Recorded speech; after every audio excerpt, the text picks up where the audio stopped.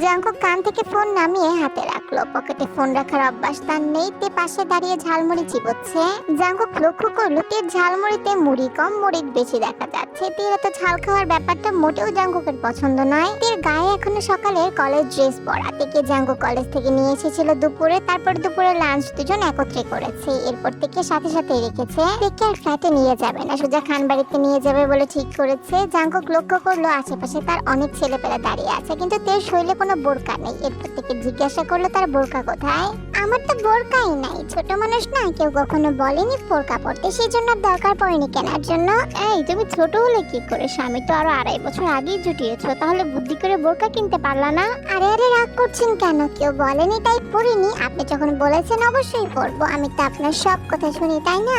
জাঙ্কুকের সব রাগ যেন নেমে গেল। জাঙ্কুক এসবে বিশ্বাসী নয়। তারপর জাঙ্কুক হাত বাড়িয়ে তের মাথার উপর হাত রাখলো, পরম যত্নে হাত বুলিয়ে দিল। তে তুমি কি সারা জীবন আমার হয়ে থাকবে? যদি কখনো আমি না থাকি তাহলেও কি আমার হয়ে থাকবে তুমি? আমি তো আপনারই, আপনি না থাকলে আমিও নেই। আপনি আছেন বলেই আমি আছি। আপনি আমাকে ছাড়া কোথাও যাবেন না, আমি থাকতে পারবো না। আরে এই তো আমি গো, কোথাও যাচ্ছি না, আছি তো আমি। আর কিছু খাবা তুমি? তখনই জাঙ্কুকের ফোনটা বেজে ওঠে। তেকে দাঁড় করে রেখেছে, সেখান থেকে চলে যেতে নেয়। আর তে মাথা নাড়িয়ে সম্মতি জানায়। জাঙ্কুক তে থেকে 10-15 কদম দূরে দাঁড়িয়ে জরুরি ফোনালাপ করতে থাকে। সাথে সতর্কতা অবলম্বন করে ফুটপাতের খানিকটা পাশ ঘেঁষে ধারালোতে আশেপাশে জাঙ্কুকের ছেলেদের আনাগোনাতে ঝালমুড়ি চিবোচ্ছে। সুগার যে হোক, তারা দুজনে মিলে ছেলেদের খাবারের প্যাকেট নিয়ে ব্যস্ত আছে। এরকম সময় বিকট শব্দে সবকিছু যেন থমকে দাঁড়ালো। এক মুহূর্তের জন্য উপস্থিত কেউ বুঝতে পারলো না আসলে হলোটা কি। 2-3 সেকেন্ডের মধ্যে তীর গর্জন ফাটালো, চিৎকারে মন্ত হলো সবকিছু।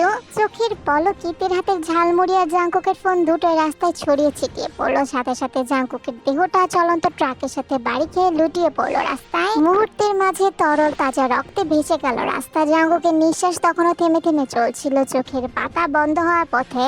সে থেকে চিৎকার করে দৌড়ে আসতে দেখলো। জাঙ্কুকের দেহ অক্ষত অবস্থায় হলো, তবে মাথাটা বেশ থেতলে গেছে ট্রাকের সাথে বাড়ি খেয়ে। কপাল ছুঁয়ে ছুঁয়ে রক্ত চোখের পাতা বেশি বেড়াচ্ছে। চারপাশটা উত্তেজিত হয়ে গেল জাঙ্কুকের অ্যাক্সিডেন্টে। জাঙ্কুকের ছেলেপেলেরা দৌড়াদৌড়ি করছে, সকলের মুখে মুখে ভাই ভাই। ওদিকে সুগার জিওপের হাতে থাকা খাবারগুলো পড়ে রইল অবহেলায়। শান্ত স্বাভাবিক পরিবেশটা হঠাৎ করে কেমন যেন উত্তেজিত হয়ে উঠলো তের গগন কাঁপানো চিৎকারের জন্য। মাটি যেন সবকিছু কম্পিত হচ্ছে। তে প্রথমে জাঙ্কুকের মাথার কাছে বসলো। উপর হওয়া জাঙ্কুককে রাস্তা থেকে টেনে নিজের কোলে শোয়ালো। জাঙ্কুকের থেতলে যাওয়া মাথা দেখে তের শরীরে কম্পন আরো বেড়ে গেল। তীব্র জাঙ্কুক দু হাতে জাপটে জড়িয়ে পাগলের মতো চিৎকার করতে লাগলো।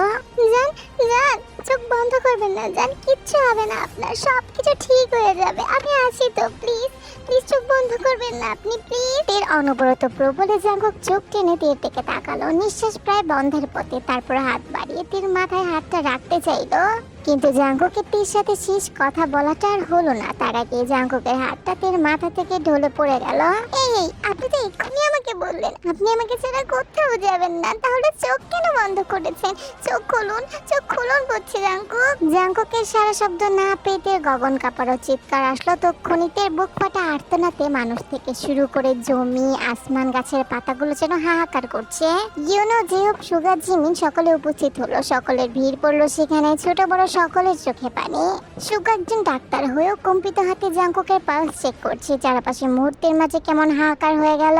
জাঙ্কুকের ছেলেপেলেরা ধরাধরি করে জাঙ্কুকের দেহটাকে উঠাতে চাইলো। ওদিকে জেহপ আর জিমিনা মিলে থেকে জড়িয়ে ধরে আছে। তে ছটফট করছে, পাগলের মতন করছে। জিমিন জিমিন আমাকে ছাড়, আমাকে যেতে দে তোরা। আমার স্বামী ভালো নেই রে জিমিন। আমি আমি ওনাকে ছাড়া বাঁচবো না রে জিমিনা, আমাকে যেতে দে তোরা, যেতে দে। ভাই যেও ভাই, তুমি আমাকে যেতে দাও, তোমার পায়ে ধরি আমি। আমার স্বামী ভালো নেই ভাই, আমাকে তার কাছে যেতে দাও। আমার উপর দয়া করো ভাই, আমাকে যেতে দাও। সবাই ওনাকে নিয়ে চলে যাচ্ছে। কোথায় যাচ্ছে? ওনাকে আমার কাছে ফিরিয়ে দিতে বলো, ওনাকে ছাড়া আমি বাঁচবো না যেও ভাই। তীর এরকম আরতো না জিমিন জেহব দুজনকে কাটালো, তারপরে থেকে ছাড়লো না। এখানে অসংখ্য ছেলেদের মাঝে তে কোথায় যাবে? অঝরে চিৎকার করতে লাগলো আর কান্না করছে। এরকম সময় সে জ্ঞান হারিয়ে ঢলে পড়লো জেহবের বুকে। তীর গায়ে সাদা ড্রেস জাঙ্কুকের তাজা রক্তে লাল হয়ে গেছে। সময়টা তখন সন্ধ্যা 6:30 ঘরে, অবস্থান চট্টগ্রাম মেডিকেল হাসপাতাল। জাঙ্কুকের অ্যাক্সিডেন্ট হয়েছিল প্রায় 4টা নাগাদ। বিগত 2.5 ঘন্টা যাবৎ জাঙ্কুককে ওটিতে রাখা হয়েছে, ইমার্জেন্সি চলছে। সেখানে উপস্থিত সুগা নিজেও প্রফেসর ডাক্তার হওয়া সত্ত্বেও তার বুক হাত উভয়ই কাঁপছে জাঙ্কুককে দেখে। জাঙ্কুকের ট্রিটমেন্ট চলছে, তার মাথা অর্ধেকটা থেতলে গেছে। সুগা প্রফেশনাল ডাক্তার হয়, সে বুঝতে পেরেছে এসব চিকিৎসা জাঙ্কুকের তেমন কাজে দেবে না। জাঙ্কুকের শ্বাস খুবই ধীর গতিতে ফেলছে, মস্তিষ্কে বেশ আঘাত পেয়েছে, যার জন্য শরীর তেমন একটা রেসপন্স করছে না। মৃত্যুদেহের নয়, নেতিয়ে পড়েছে শক্তপোক্ত শরীরটা। রিপোর্টে এসেছে অ্যাক্সিডেন্টের ফলে জাঙ্কুকের মস্তিষ্কে রক্ত জমাট বেঁধে গেছে, যার জন্য তার কোমায় চলে যাওয়ার চান্স অনেক বেশি আছে। সুগার 2 চোখ সিক্ত হলো, নোনা চলে। সে ইতিমধ্যে জাঙ্কুকের সকল রিপোর্ট দেখেছে, সেখানে স্পষ্ট লেখা পেশেন্টের লাইফ চান্স মাত্র 10%, যার জন্য সুগার বুক কাঁপছে। অসহায় হাহাকার বুকে 2 হাতে মুঠোয় জাঙ্কুকের হাতটা চেপে ডক্টরের সঙ্গে ওটিকে দাঁড়িয়ে আছে সে। জাঙ্কুকের বর্তমান অবস্থা অনুযায়ী তার সঠিক চিকিৎসা বাংলাদেশে সম্ভব নয়, বাইরের দেশে কোথাও নিতে হবে। কিন্তু বাইরের দেশে নেওয়া অবধি জাঙ্কুকের শ্বাস ততক্ষণ পর্যন্ত চলবে কিনা সেটা আশঙ্কার ভয়। ভঙ্গ হৃদয়ে সুগার ভীষণ কান্না করতে ইচ্ছে করছে, কারণ তার এই মুহূর্তে জাঙ্কুকের জন্য কিছু করার রইল না। ডক্টররা যারা ইমার্জেন্সিতে জাঙ্কুকের ট্রিটমেন্ট করছে, তারা একটু পর ট্রিটমেন্ট শেষে সুগাকে কি বলবে সেটা আগ থেকে জানা আছে সুগার। সেটাই ভেবে সুগা নিজের চোখের পানি থামাতে পারছে না, বুক ফাটা কষ্টে তীব্র কান্না পাচ্ছে। কি জবাব দেবে সে? ছেলেদের নাকি কাঁদতে নেই, ওটির বাইরে দাঁড়িয়ে থাকা আপনজনদের কি জবাব দেবে সে? যখন জানতে চাইবে জাঙ্কুক কেমন আছে, কি বলবে? জাঙ্কুক ভালো নেই, জাঙ্কুককে বাঁচার সম্ভাবনা 10% বা তার থেকেও কম। এরই মধ্যে অন্যান্য ডক্টরেরা জাঙ্কুকের আঘাতপ্রাপ্ত জায়গাগুলো ওয়াশ করে প্রাথমিক সেলাই করে পেছনে ঘুরে সুগাকে বলে, পেশেন্টের মাথার অবস্থা খুবই খারাপ ডক্টর সুগা, আমাদের ধারণা বাকি চিকিৎসা সম্ভব নয়। ওনার বাচ্চা খুবই কম, ওনাকে তাড়াতাড়ি ঢাকা ট্রান্সফার করেন, বাকিটা আপনি হয়তো রিপোর্টে দেখেছেন ডক্টর সুগা। এই বলে ডক্টর বেরিয়ে যায়। সুগা হাঁটু গেড়ে বসে পড়লো ফ্লোরে, 2 হাতের মুঠোয় জাঙ্কুকের নিস্তেজ শ্বাসটা চেপে ধরে ফুপিয়ে কান্না করে উঠলো। আই এম সরি ভাই, আই এম সরি, আমি তোর জন্য কিচ্ছু করতে পারছি না, কিচ্ছু না। সুগার কান্না বলে দিচ্ছে জাঙ্কুককে ইমার্জেন্সিতে ঢাকা ট্রান্সফার করালো, সেখানকার ডক্টররা এটাই বলবে। অথচ ওটির বাইরে থেকে আপনজনের হাহাকার আর কান্নার গুঞ্জন শোনা যাচ্ছে। তাহলে কি উত্তর দিবে সুগা, কি বলবে? সুগার কান্নার মাঝে হসপিটালের তীব্র স্বরের যান্ত্রিক শব্দ ভেসে আসলো। সে শ্বাস আর শব্দে সুগা জানলার পাশে গিয়ে দাঁড়ায়। সে জানে এটা কিসের শব্দ। থাই গ্লাস দিয়ে নিচে তাকাতেই চোখে পড়লো শত শত মানুষের ভিড় হসপিটাল চত্বরে। সকলেই জাঙ্কুকের জন্য দাঁড়িয়ে আছে হসপিটাল চত্বরে। মঞ্জিকিম নামজনের ছেলে অ্যাক্সিডেন্ট করেছে বলে কথা, ভিড় তো হবেই। তবে প্রশাসনের পুলিশ ভিড়ও দেখা গেল সেখানে। পরিস্থিতি নিয়ন্ত্রণে আনার জন্য অনেক চেষ্টা করছে তারা।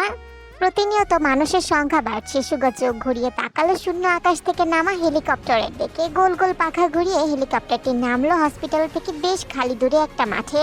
সেখানে আগ থেকে উপস্থিত ছিল জাঙ্কুকের কিছু বডিগার্ড। হেলিকপ্টার থামতেই 2 জন বডিগার্ড এগিয়ে এসে দরজা খোলা দেয়। ভেতর থেকে বেরিয়ে আসে জাঙ্কুকের মা কিম সক জিন। তিনি হেলিকপ্টার থেকে বেরিয়ে সোজা হাঁটলো হসপিটালের উদ্দেশ্যে। আজ প্রায় 15 বছর পর এই চট্টগ্রামের মাটিতে পা পড়েছে তার। সেই 15 বছর আগে এক কাপড়ে স্বামীর ঘর ছেড়েছিলেন তিনি। আজ প্রায় 15 বছর পর ফিরেছেন ছেলের অ্যাক্সিডেন্টের খবর শুনে। 15 বছর আগে যখন এই দিনই স্বামীর ঘর ছেড়েছিল, সেদিন ওনার চোখে জল ছিল না, ছিল শুধু রাগ আর জেদের বশবর্তী হয়ে স্বামীর সংসার ছাড়া। কিন্তু আজ তার চোখ ভর্তি পানি।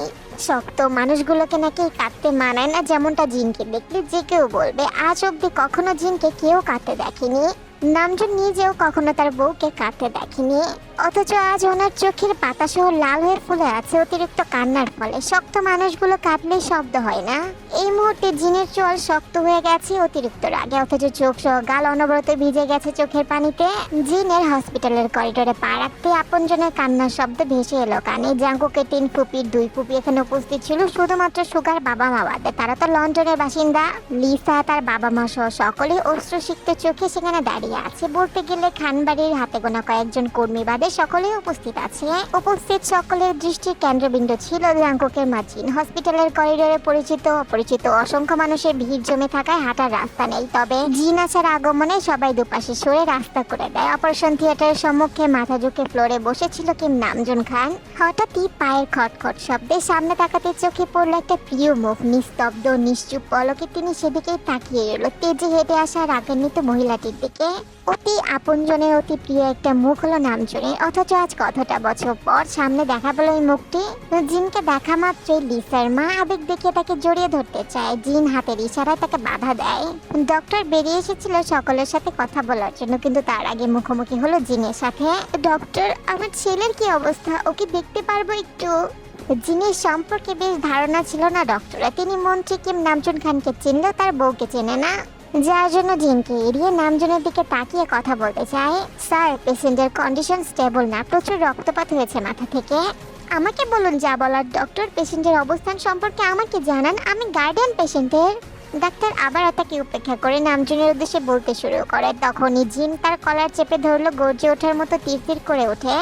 আমাকে চোখে পড়ে না? কয় টাকার ডাক্তার হয়েছিস তুই? আমাকে উপেক্ষা করছিস? সাহস দেখাস? আমাকে চিনিস তুই? ডক্টর, উনি আমাদের মা, যা বলার আম্মুকে বলুন, আমরা শুনবো। আসলে পেশেন্টের মাথায় গুরুতর আঘাত পেয়েছে। মাথার বাম পাশটা পুরো থেতলে যাওয়ার কারণে পেশেন্টের মস্তিষ্কে রক্ত উঠে গেছে। তার লাইফ রিস্ক মাত্র 10%। এত রিস্কের ট্রিটমেন্ট করা আমাদের দ্বারা সম্ভব নয়। আমরা ঢাকা ট্রান্সফার করালেও সেখানে সেম কথাটি বলবে। এক কথায় বলা গেলে বাংলাদেশের ডক্টররা পারবে না এই সার্জারিটা করাতে। কিছু করতে না পারলে আমার ছেলেকে এতক্ষণ কেন হসপিটালে রেখেছেন আপনি? আমার ছেলের কিছু হলে কে দায়ভার নেবে? আপনি বলেন। আপনি, আমার ছেলের যদি কিছু হয় না তাহলে আপনার মতো ডাক্তারের ঠিকানা আমি একাই লাগাবো। করিডোরে ভিড় জমে থাকা অসংখ্য মানুষগুলো হঠাৎ কেমন নিশ্চুপ আর ভয়ে চুপ হয়ে গেল জিনের তেজ দেখে। উপস্থিত সকলেই কেমন অবাক হয়ে তার দিকে তাকিয়ে আছে। সকলেই তো জানতো জাংকুক খানের মা আছে, কিন্তু তিনি কে? নামজুনে নিজের বউর সম্পর্কে ধারণা থাকায় তিনি উত্তেজিত পরিস্থিতি সামাল দিতে এগিয়ে আসতে চাইল জিনের দিকে। তুমি প্লিজ শান্ত হও জিন। নামজুনের কথাটা শেষ হওয়ার আগেই জিন হানসুজুনের গালে ঠাস করে থাপ্পড় বসিয়ে দেয়।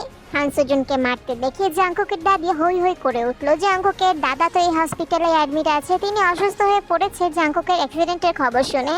কি করছো জিন? এটা হসপিটাল, তোমার বাড়ি নয়। সবাই দেখছে তোমাকে। আপনার ছেলের জন্য আজকে আমার ছেলের এই অবস্থা হয়েছে মা।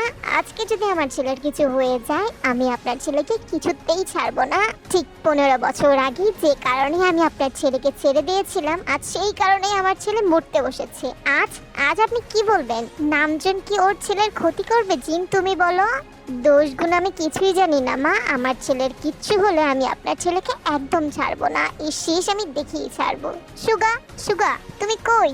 কয়েক সেকেন্ডের মধ্যে সুগা বেরিয়ে আসলো। গায়ে ওটির পোশাক, মুখে মাস্ক খুলে এরপর জিনের মুখোমুখি হলো। কি করতে হবে বলো? কোন দেশে নিয়ে যেতে হবে আবার ছেলেকে? 10% কেন 1% চান্স হলেও আমি আমার ছেলেকে বাঁচিয়ে নিয়ে ফিরবো ইনশাল্লাহ। কোথায় নিয়ে যেতে হবে আমাকে বলো, বাকিটা আমি সামলে নেব। আমি আমার ছেলের সুস্থতা নিশ্চিত করতে চাই অ্যাট এনি কস্ট। মামি, জাংকুকের কন্ডিশন একদম স্টেবল না। এই অবস্থায় ওকে আগে 24 ঘন্টা ট্রিটমেন্টের মধ্যে রাখতে হবে। এরপর ডক্টররা সিঙ্গাপুরে কথা বলছে। আমার মনে হয় লন্ডনে গেলে সবথেকে ভালো ট্রিটমেন্ট হবে। আমার পরিবারও সবাই সেখানে আছে। ইউনো ইমার্জেন্সি এয়ারলাইন্সের জন্য যা যা করা লাগে সব ঠিক করো। দরকার হলে পুরো ফ্লাইট জেট বুক করো। আজ রাতের মধ্যে আমি লন্ডন যেতে চাই। ইউনো সেখান থেকে মাথা নেড়ে জিনের কথা মতো চলে যায়। রাত তখন 10টার ঘরে। হবি ক্লান্তিতে বাসায় ফিরল সবে। চোখে মুখে উদাস, ব্যস্ততার গ্লানি। বাসার কলিং বেল বাজিয়ে হাতটা অজান্তে গুটিয়ে নিল। দরজায় কপাল ছেঁকে দীর্ঘশ্বাস ফেললো, তারপর আবেশে চোখ বন্ধ করে নেয়। সময়টা তাকে কোথা থেকে কোথায় এনে ফেললো। দরজার ওপারে তার আদরের ছোট্ট বোন বেহুশ হয়ে পড়ে আছে। তে যখন জ্ঞান ফিরবে, জানতে চাইবে তার স্বামী কোথায়, ঠিক আছে কিনা, তখন জিহব কি উত্তর দিবে? জিহব তো জাংকুকের খবর নিতে হসপিটালে গিয়েছিল, কিন্তু মানুষের ভিড় ঠেলে কার সাথে দেখা করতে পারেনি। তখন যখন সবাই জাংকুককে হসপিটালে নিয়ে যায়, তখন জেহব অজ্ঞানতা থেকে নিয়ে বাসায় চলে আসে। ডাক্তার দেখায়, তের হুশে ফিরার অপেক্ষা করে। তের হোশ ফিরলে তাকে হসপিটালে নিয়ে যাওয়া যাবে জাংকুকের সাথে দেখা করার জন্য। প্রায় 1 ঘন্টা পর তের হোশ ফিরে আসে, তবে তে মানসিকভাবে স্টেবল ছিল না। অতিরিক্ত পাগলামি আর চিল্লাচিল্লি করতে করতে 10 মিনিটের মাথায় আবারও সে জ্ঞান হারিয়ে ফেলে। স্বামী করতে করতে এরপর ডক্টর এসে থেকে ঘুমে ইনজেকশন দিয়ে দেয়। জিহব বাধ্য হয়ে থেকে ঘুমিয়ে রেখে হসপিটালে চলে যায় জাংকুকের খবর নিতে।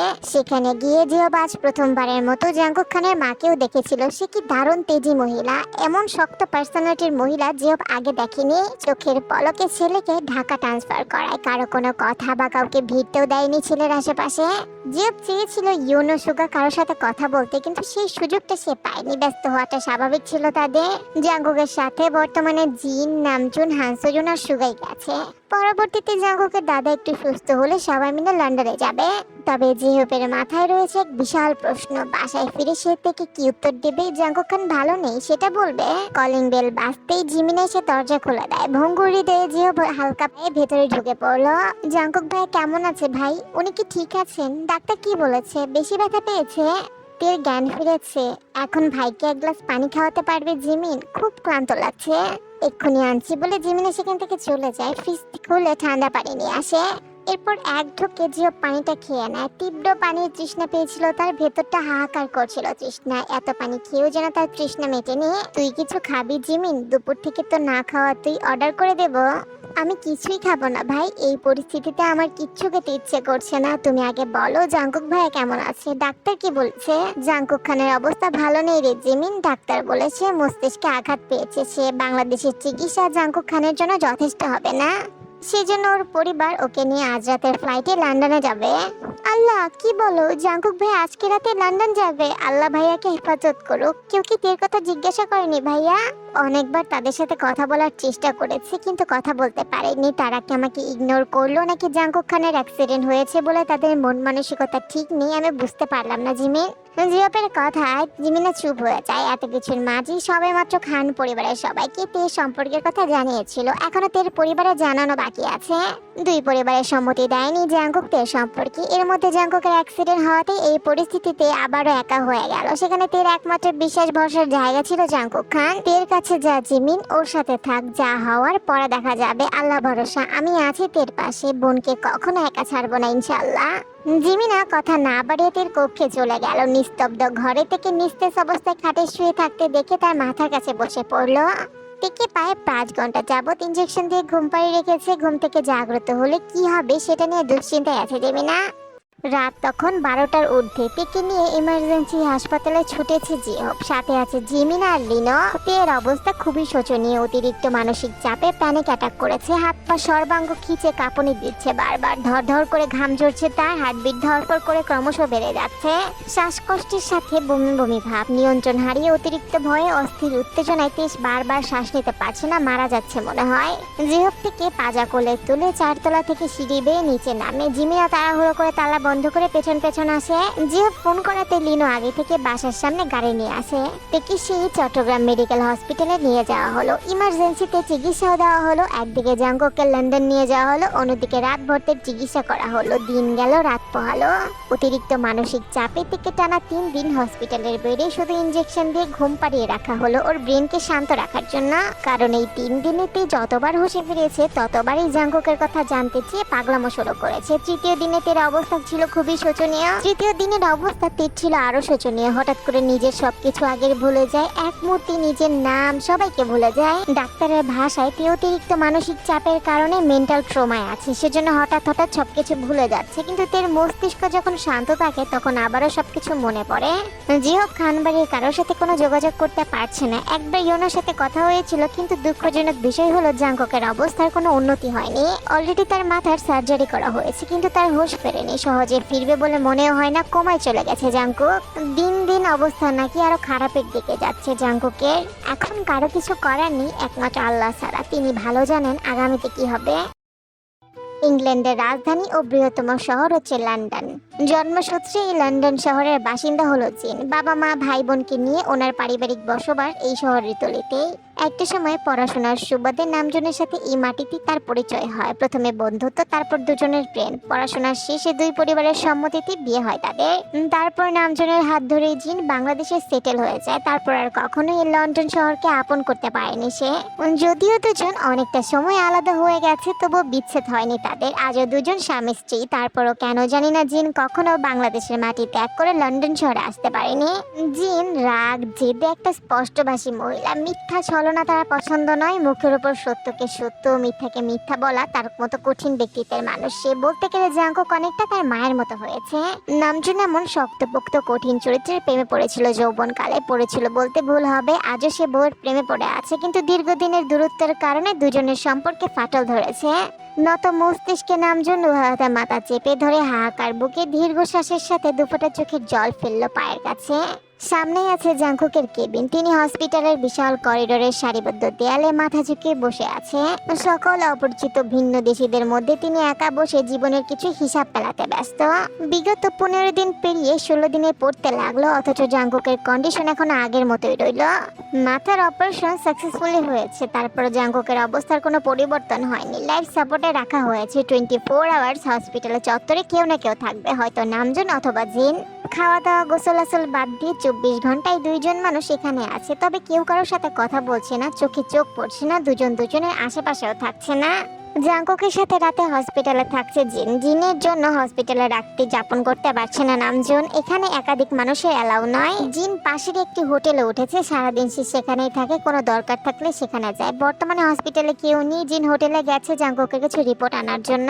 মনস্তাত্ত্বিক ভাবনায় নামজন বিবর। তখনই অর্ধ পোশাকে দাঁড়ালো একটা নার্স, ইংরেজি ভাষায় তার সাথে কিছুক্ষণ কথা বলতে লাগলো। তখনই সেখানে জিন উপস্থিতি হয়। হাতে থাকা রিপোর্টগুলো হানসেজনকে দিয়ে সুগার কাছে পাঠিয়ে দিল জিন। এরপর জিন নার্সটিকে ধমক দিয়ে সেখান থেকে তাড়িয়ে দেয়। নামজন যেন কিছুই বুঝতে পারলো না, বড় বড় চোখকে তাকিয়ে রইল জিনের দিকে। উনি তো সরল মনে নার্সটির সাথে কথা বলছিল, উনি তো বুঝতেই পারেনি তার মনে কি ছিল। এই বয়সে তিনি পরকীয়া করবেন? ছি।